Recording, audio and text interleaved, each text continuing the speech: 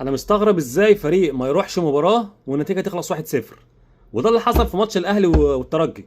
الاهلي ما راحش تونس اصلا، ما ركبش الطياره من مطار القاهره وراح تونس. الاهلي ما وصلش. فكون ان النتيجه تخلص 1-0 دي انا مستعجبها. المفروض ان الفريق ما بيروحش مباراه النتيجه بتتحسب 2-0.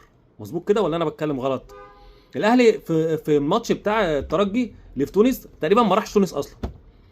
ما بانش، ده مش موجود. مفيش اي اداء يذكر، مفيش جمله، مفيش تكتيك، مفيش باص عدله، مفيش هجمه اتعملت طوال المباراه عدله تبين ان في شغل بيتعمل من المدرب، تبين ان الفرقه دي اتدربت على شيء، تبين ان الاهلي ده بيعمل اي شيء.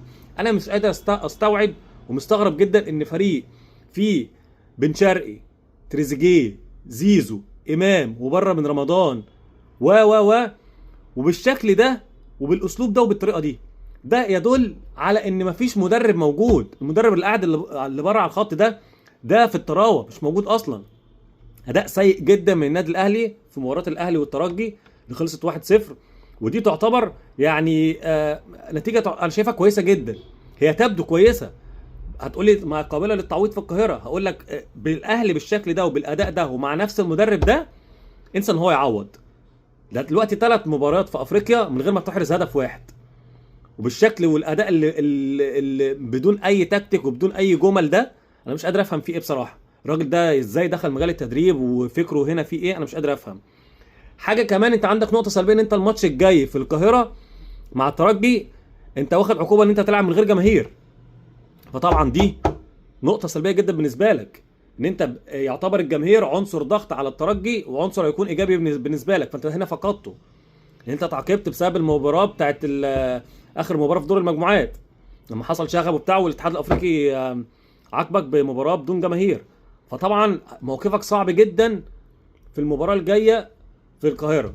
النتيجه تبدو كويسه 1-0 قبل للتعويض، لكن بشكلك انت وبادائك وباسلوبك ده مع المدرب ده انا شايف صعب جدا. مع كمان عدم وجود جماهير اللي هي هتكون المفروض هي العامل الاساسي اللي المفروض تحفزك وتطلع احسن ما فيك، مش موجوده. فدي برضو نقطه سلبيه. تمام. ده غير طبعا ان فرقه الترجي هتستغل الموقف ده احسن استغلال.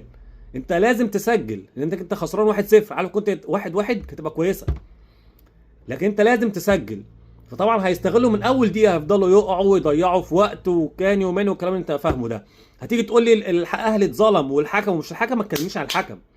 مفيش اي حاجه. الاهلي اداؤه سيء جدا. ضربه جزاء صحيحه، هاني الناشئ عامل ضربه جزاء صحيحه جدا، كويس اصلا وما اتطردش قبلها، عامل فاول واخد انذار. الكوره دي كان المفروض برضه يبقى فيها انذار ويتطرد.